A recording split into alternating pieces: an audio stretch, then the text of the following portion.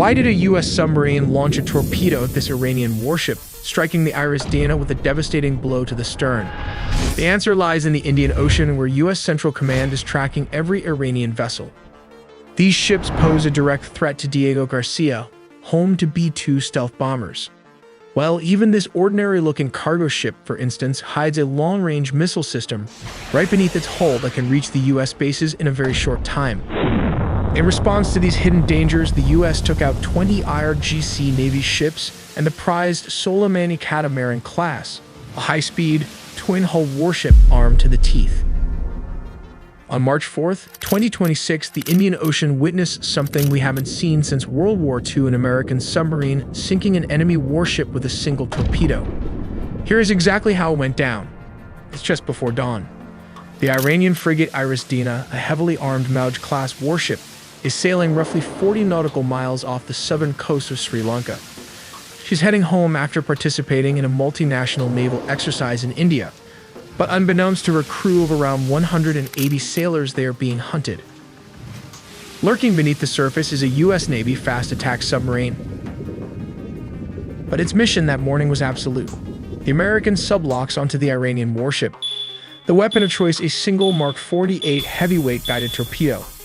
As soon as the captain gave the order, the crew fired the torpedo. Traveling at over 50 knots, the Mark 48 heavyweight torpedo cuts silently through the dark water. The crew has zero time to react. The 3,000-pound weapon strikes the Dina directly at the stern, detonating its high-explosive warhead right beneath the hull. The impact is catastrophic. In a fraction of a second, the blast vaporizes the ship's propulsion system, violently tearing the rear deck apart and sending a massive shockwave echoing across the ocean. Infrared footage released by the Pentagon shows a massive detonation, blowing the rear of the vessel completely apart. The sheer force of the explosion actually lifts the warship out of the water before it violently begins sinking stern first. The timeline is brutally fast. Just before 5:00 a.m. local time, the torpedo strikes. At 5:08 a.m., the crippled warship issues a frantic distress call to nearby coast guards. Between 6:00 and 7:00 a.m., the Sri Lankan Navy urgently dispatches ships and aircraft for a search and rescue mission. But by the time rescuers reach the coordinates, the Iris Dana is already gone. There is no ship left to save, only life rafts and oil slick and survivors floating in the water. Ultimately, 32 sailors are rescued, over 80 lose their lives in the dark waters. But how does a U.S. submarine find an enemy target, using active and passive sonar to lock on and fire a torpedo? Active sonar emits pulses of sound waves that travel through the water and reflect off the target and return to the ship. By knowing the speed of sound in water and the time for the sound wave to travel to the target and back, the computers can then quickly calculate the distance between the submarine and the target in a short amount of time. But the Virginia class uses an advanced passive sonar that maps the ocean floors and minefields. Additionally, the sonar array are also attached on each side, along with the long boom array to provide quick target location and information. But how does a torpedo works? Explain in super basic animation. Pressurized air propels the torpedo toward its target. A piston engine with propellers maximizes the torpedo's speed. It trails a wire plugged into the weapons systems aboard the sub using data to navigate.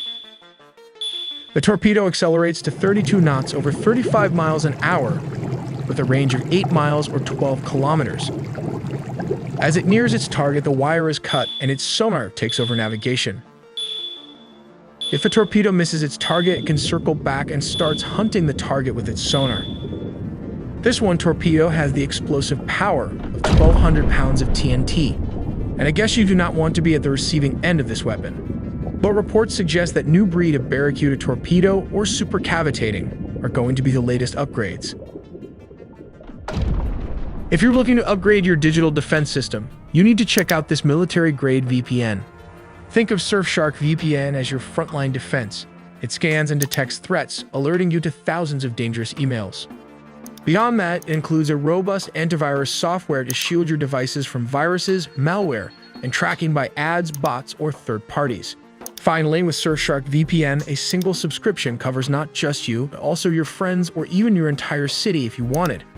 Go to our link surfshark.com/AITele. By buying through the promo link, you will get 4 extra months free, assured by a 30-day money-back guarantee. But why exactly is the US trying to track down and destroy as many Iranian Navy ships as it can? To understand the strategy behind this, we first need to look at Iran's missile program. The Imad medium-range ballistic missile, with a range of 1,200 miles, which is around 2,000 kilometers, and the Submarine 1,500 model on Russian designs, could evade Patriot missile defenses using decoys and maneuvering warheads. These precision-guided weapons would aim to cripple American air power before it could respond effectively. Iran's strategic calculations extend beyond direct confrontation. Proxy forces such as Houthi rebels in Yemen and Iraqi militias could launch ballistic missiles or Kasif drones at Saudi bases, forcing US and allied forces to spread their resources thin. These indirect attacks would serve as diversions, complicating America's ability to mount a coordinated defense. Let's explore how Iran might target Diego Garcia, the US fortress in the Indian Ocean. As tensions rise on the high seas, Iran could turn its attention to Diego Garcia, a remote but vital US military stronghold in the Indian Ocean. This heavily fortified island serves as a key staging ground for America's strategic bombers, including the nuclear-capable B-2